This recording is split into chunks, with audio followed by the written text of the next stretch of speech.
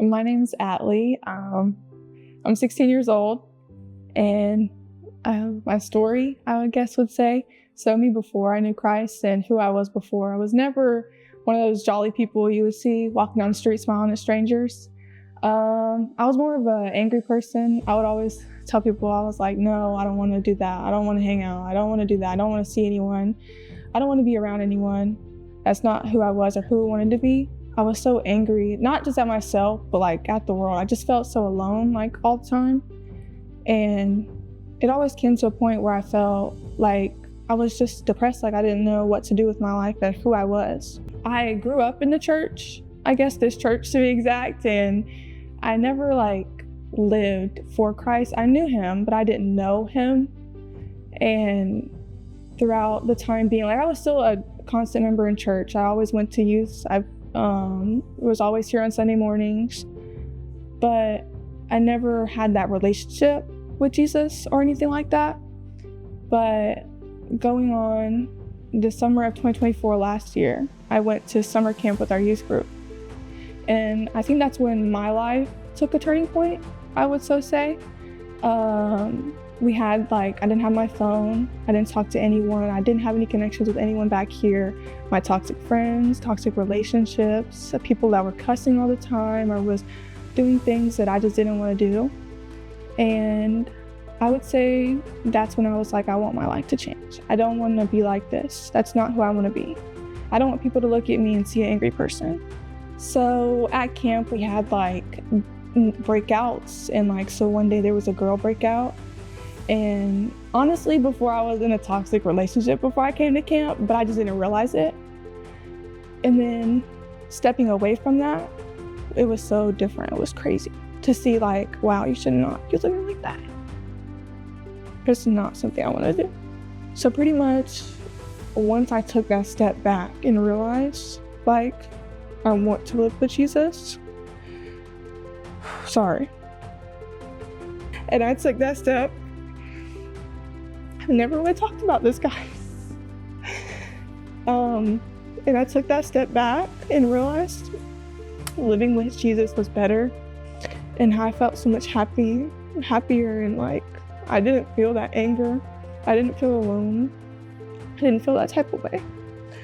And it was a crazy experience. And I was like, why live like this when there's a better way to live? Why live in sin and be depressed and be alone when you can be with someone and together and have this community that's great? I think it all starts with going to church. Nothing can explain how I felt that day in that moment that I realized. I fell to my knees knowing that I was safe and that I wasn't going to feel like that again. And I would tell someone that is going through those things, go to your community, go to your pastor, go to your youth leaders. They're there for a reason. After we came home from church camp, that's when I cut off my relationships. I was a happier person. People love seeing me. They love talking to me. They come to me for advice. I have great friends that come to church, and my grandparents, my family, I've helped them. Some people literally told me they've turned to Christ because of me, and they've seen the joy and the love of the Lord in me. And that's just something that just makes me so happy. And before, I never realized that. I just thought I hated myself, but in reality, it wasn't me who I hated. It was my sin.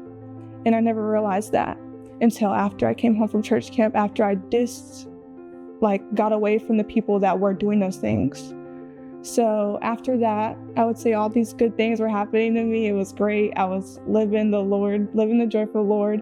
School started back up. I still didn't hang out with those people that were I weren't friends with them or whatever.